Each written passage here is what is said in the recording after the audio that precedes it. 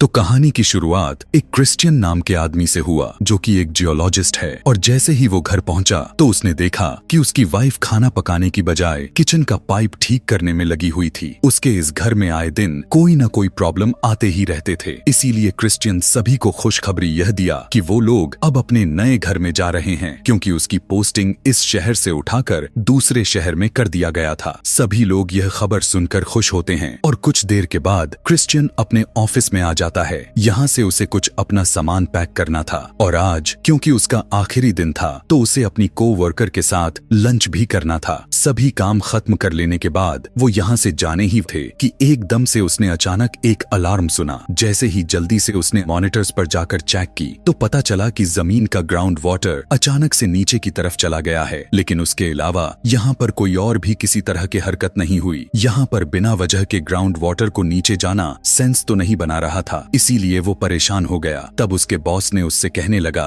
कि परेशान होने वाली बिल्कुल भी बात नहीं है। देखो, सभी पहाड़ अभी बिल्कुल ठीक ठाक दिखाई दे रहे हैं। यहाँ किसी भी तरह के सेंसर रीडिंग नहीं हो रहे हैं, इसीलिए सब अंडर कंट्रोल में है। क्रिश्चियन उसकी बात मानकर चला तो जाता है, लेकिन यहाँ से घर के रास्ते में बस वो यही सोच सोच कर परेशान हुए जा रहा था कि ग्राउंड वाटर इतना नीचे आखिर कैसे जा सकता है। ये लोग जब फेरी में चढ़ने के लिए इंतजार कर रहे थे, एकदम अचानक से क्रिश्चियन की नजर एक पहाड़ पर गई और अचानक उसे कुछ याद आया। वो यहाँ से वापस जियोलॉजिस्ट सेंटर की तरफ भागने लगा और फौरन से अपने पुराने कोवर्कर से बात की और उसे बताने लगा कि यह मैटर सेंसर्स में नहीं बल्कि उन तक जाने वाली केबल्स में होगा। क्रिश्चियन ने उन्हें समझाया, ग्राउंड वाटर अचानक से गायब नहीं हो सकता, वो हवा थोड़ी है जो उड़ जाएगा। ग्राउंड वाटर एक नए रास्ते बनाते हुए एक नई लेयर्स बनाएगा जिसके जरिए फ्रिक्शन पैदा होने लगेंगी। अगर उनका कॉन्टैक्ट टूट गया है और वो कुछ भी डिटेक्ट नहीं कर पा रहे तो इसका साफ मतलब है कि फ्रिक्शन ने केबल्स को तोड़ कर रख दिया है। ऐसा सुनते ही क्रिश्चियन और उसका कोवर्कर जब केबल चेक करने के लिए जाते हैं तो पता चला कि वो सच में टूट चुकी थी। दोनों वापस सेंटर में आए और क्रिश्चियन इस बात को लेकर अब बहुत गुस्से में आ चुका है, इसलिए क्योंकि ये लोग हालातों को देखकर सही तरीके से एनालाइज नहीं कर पा रहे। ऐसे सिचुएशन में ये सिर्फ येलो वार्निंग ही दे सकते थे, यानी ये सभी लोगों को हल्के फुल्के खतरे वाली वार्निंग ही दे सकते हैं। इससे शहर में घबराहट तो नहीं फैलेगी, मगर यहाँ क्रिश्चियन को लग रहा है कि खतरा बहुत ही ज्यादा मात्रा में बढ़ने वाला है। खैर, इस टाइम वो अपने परिवार के पास चला जाता है और यह देखकर घबरा जाता है कि बच्चे फेरी के पास नहीं थे। असल में बच्चे होटल में अपनी मॉम के पास आ चुके थे। क्रिश्चियन का बेटा उसे कहकर गया था कि कल मैं मॉम के साथ ही आ जाऊंगा, इसीलिए क्रिश्चियन अब अपनी बेटी को लेकर यहाँ से जाने लग जाता है। दूसरी तरफ जियोलॉजिस्ट जॉस ने देखा कि यहाँ के सेंसर्स अब अजीब डेटा दिखाने लग चुके थे और पत्थरों के बीच कॉन्ट्रैक्शन हुए जा रहे थे। इस चीज को लेकर इस बारे में जॉस ने फौरन अपने बॉस को खबर दिया, क्योंकि वो भी हालात को देखकर घबरा चुका था और सेंसर्स को चेक करने के लिए अपने साथी के साथ खुद ही पहाड़ के अंदर जाने का फैसला किया। इधर परेशानी में आकर क्रिश्चियन ने भी दोबारा से जियोलॉजिस्ट सेंटर में कॉल किया, यह जानने के लिए कि वहाँ क्या चल रहा है। जॉस ने उसे भी इन सारे हालातों के बारे में तुरंत खबर दी और वो भी घबरा गया। इतना सुनते ही वो फौरन से अंदर जाकर अपने कुछ पुराने फाइल्स निकालने लगा। उसे याद आ रहा था कि ऐसा कुछ काफी पहले भी हो चुका है और उसने इसके बारे में रिसर्च भी की हुई थी। इन रिकॉर्ड्स के जरिए उसे पता चला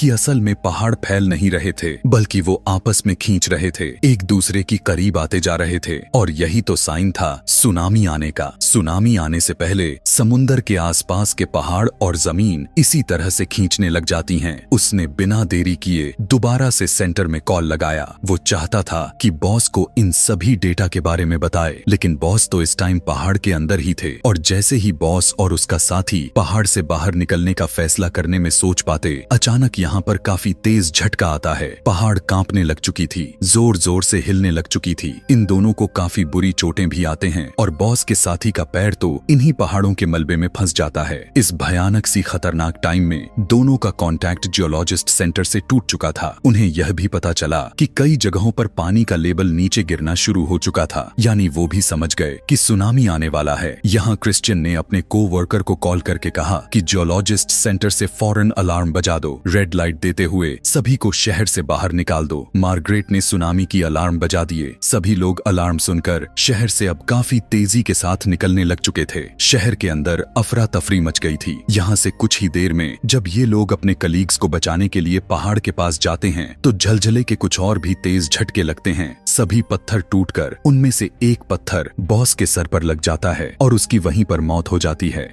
यहाँ क्रिश्चियन अपनी बेटी को लिए सड़क पर मौजूद था। पूरा का पूरा ट्रैफिक जाम हो चुका था और वो तेजी से लोगों को गाड़ियों से बाहर निकलकर ऊपर वाले जगहों पर भागने को कहने लगा। इसी दौरान वो देखता है कि उसकी नेबर 2 कार्स के बीच फंस चुकी थी। वो अपनी बेटी से कहता है कि नेबर के साथ आगे जाओ, मैं उसे बचाकर जल्द ही आता हूँ। दूसरी तरफ हमें होटल का सीन दिखाया गया जहाँ पर क्रिश्चियन की वाइफ ईडन काम किया करती थी। वो दरवाजा नॉक कर करके सभी गेस्ट को अलर्ट कर देती है और उसी दौरान वो नोटिस करती है कि उसका खुद का बेटा कहीं पर भी दिखाई नहीं दे रहा था। दूसरी तरफ क्रिश्चियन ने भी अपनी नेबर को बचाने में कामयाब हो चुका था। वो उसे सहारा देते हुए ऊपर की तरफ लेकर जाने की कोशिश में लगा हुआ ही था, पर उसने देखा कि अब पूरा सुनामी उनके बहुत ही करीब आ चुकी थी। इस टाइम में वो ज्यादा खींच नहीं सकता था, इसीलिए वो अपने नेबर को लेकर एक कार के अंदर बैठ जाता है और उसी टाइम सुनामी का पानी उनकी कार को भी हिट कर देता है और ये दोनों बेहोश हो जाते हैं। होटल में अब ईडन को उसका बेटा तो मिल चुका था। जैसे ही वो उसे और गेस्ट को लेकर बाहर जाती है कि वो देख पाती है कि इमरजेंसी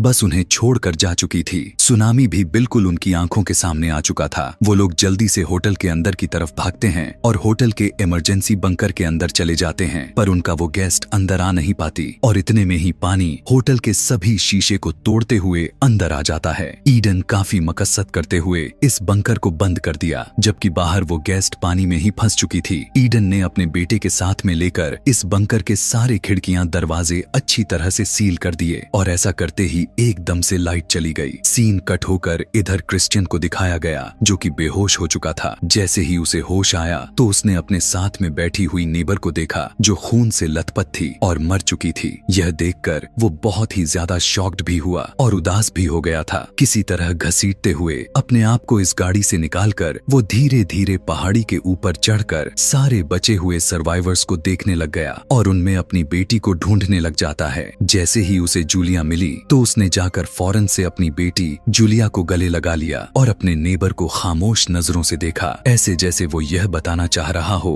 कि मैं तुम्हारी वाइफ को नहीं बचा सका, इसीलिए मुझे प्लीज माफ कर दो। यहाँ पर जियोलॉजिस्ट सेंटर में जॉस को उस आदमी की कॉल आई जो बॉस के साथ पहाड़ों में फंसा हुआ था। वो जॉस को बताता है कि उनकी अपने बॉस की मौत हो चुकी है। ऐसी खबर सुनकर सभी लोग सदमे में चले जाते हैं। इधर क्रिश्चियन को अब अपनी वाइफ और अपने बेटे के लिए फिक्र होने लगी थी। टूरिस्ट बस अभी तक यहाँ पर नहीं पहुँची थी, इसीलिए उसने खुद ही होटल जाकर चेक करने का फैसला किया और अपनी बेटी को अपने नेबर के हवाले कर दिया। इधर होटल के बेसमेंट का सीन दिखाया गया। बेसमेंट में पानी अंदर आने की वजह से ईडन और उसका बेटा दरवाजे को दबाए हुए थे। ईडन ने अपने बेटे को कहा कि तुम यहाँ पर ध्यान रखो, मैं जरा वेंट के जरिए यहाँ से बाहर निकलने का रास्ता ढूंढ कर आती हूँ। जैसे ही वो दरवाजे से हटी तो पानी और भी तेजी से अंदर भरने लग जाता है और उसका बेटा मॉम पर गुस्सा हो जाता है कि मैं यह सब नहीं कर रहा। ईडन को भी काफी गुस्सा आता है कि इस मुश्किल वक्त में पता नहीं उसका बेटा क्या करना चाह रहा था। इस टाइम यहाँ पर एक और भी आदमी था। रास्ता न मिलने पर वो भी काफी पैनिक हो जाता है और ईडन से कहने लगा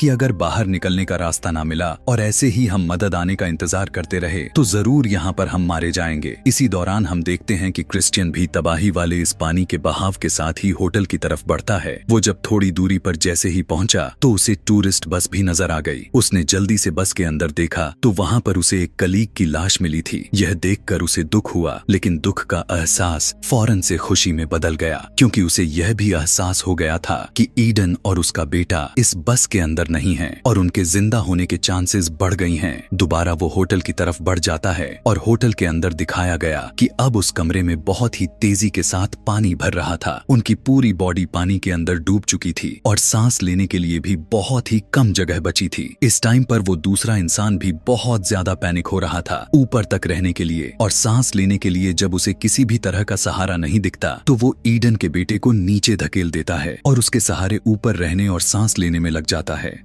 ईडन जब अपने बेटे को मुश्किल हालात में देखा तो वो दूसरे वाले आदमी को पानी के अंदर खींचकर उसे डुबाते हुए मार दिया और इस तरह से अपने बेटे की जान बचा लिया। इधर दिखाया गया कि क्रिश्चियन भी होटल पहुंच चुका था। पूरा होटल छानने के बाद भी उसे अपनी वाइफ और अपना बेटा कहीं नहीं दिखाई दे रहे थे। बेसमेंट में उसने इसलिए नहीं चेक की थी क्योंकि वहां पर बहुत ज्यादा पानी भर चुका था। उसे नहीं लगा कि यहाँ पर कोई होगा। इस दौरान जब वो होटल से बाहर जाने वाला था तो उसे यहाँ पर अपने बेटे का बैग दिख जाता है। क्रिश्चियन को लगा कि अब वो दोनों मर गए होंगे। यह सोचकर उसे इतना ज्यादा गुस्सा आया कि उसने खिड़की पर जोर जोर से पैर मारना शुरू कर दिया। उसकी शोर की आवाज को ईडन और उसके बेटे ने सुन लिया। ये लोग समझ गए थे कि ऊपर कोई तो जरूर है। ईडन को यकीन था कि यह क्रिश्चियन ही हो सकता है जो उन्हें बचाने के लिए आया होगा। उसका ध्यान अपनी तरफ अट्रैक्ट करने के लिए वो नीचे जाकर एक रिंच ले आती है। उसे जोर जोर से वेंट के पाइप पर मारने लग गई। क्रिश्चियन ने भी इन आवाजों को नोट्स कर लिया और यह समझने के लिए कि यह आवाजें कहां से आ रही हैं, उसने दोबारा खिड़की पर मारा। वो असल में दूसरे लोगों को सिग्नल देना चाह रहा था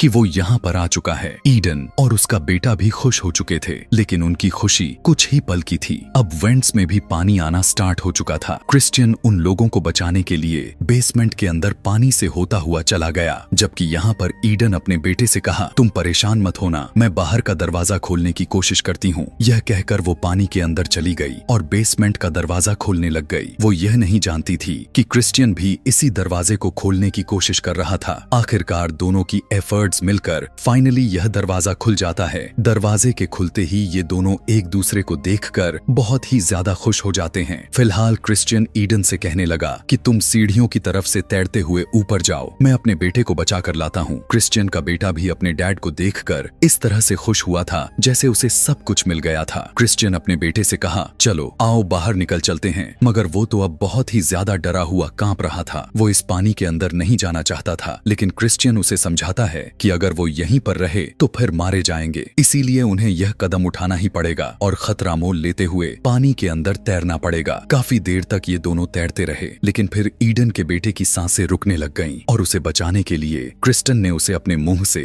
ऑक्सीजन देने की कोशिश की, जिसके बाद एनर्जी मिलने पर ये लोग दोबारा तैरने लग गए। जैसे ही ईडन ने अपने बेटे को देखा तो फौरन ही उसने उसे ऊपर की तरफ खींच लिया, लेकिन तभी उसे एहसास हुआ कि क्रिश्चियन तो कहीं पर भी नहीं है। असल में क्रिश्चियन ने अपने बेटे को ऑक्सीजन देने के बाद खुद उसकी सांसें रुकने लग गई थीं। ईडन अब क्रिश्चियन को बचाने के लिए अपनी जान दांव पर लगा देती है और पानी के अंदर जाकर खींचते हुए क्रिश्चियन को बाहर निकाल लाती है। लेकिन अब क्रिश्चियन बेहोश पड़ा हुआ था। उन्हें लग रहा था कि कहीं वो मर तो नहीं गया, इसीलिए वो जोर जोर से उसकी चेस्ट दबाते हैं ताकि मुंह से पानी बाहर निकल आए। इतना ही नहीं, उसे सीपीआर भी देते हैं, यानी मुंह के जरिए सांस देने लग गए और उसके दिल को झटके भी देते हैं। कई बार भी इस तरह कोशिश करने के बाद क्रिश्चियन की आंखें नहीं खुलती तो ये लोग अपना हिम्मत हार जाते हैं। क्रिश्चियन का बेटा यह नहीं देख सकता था कि उसकी डैड की जान उसकी वजह से जाए। वो इस गुस्से में जोर से चिल्लाता है और एक बार फिर से जोर जोर से अपने डैड की चेस्ट दबाने लग जाता है। दोबारा मुंह से सांस देता है, यानी दोबारा सीपीआर देता है। इस बार आखिरकार क्रिश्चियन की आंखें खुल जाती हैं। यहाँ पर इस टाइम इन लोगों के लिए बहुत ही इमोशनल मोमेंट बन गया था। तीनों एक दूसरे को देखकर एक दूसरे को गले लगा लेते हैं, जिसके बाद ये लोग यहाँ से ऊपर पहाड़ी की तरफ चले गए जहाँ पर सभी सर्वाइवर्स रह रहे थे। जूलिया पहाड़ी में बैठी इन लोगों का इंतजार कर रही थी और बहुत ही ज्यादा परेशान भी थी। अब जब उसने हेलीकॉप्टर की आवाज सुनी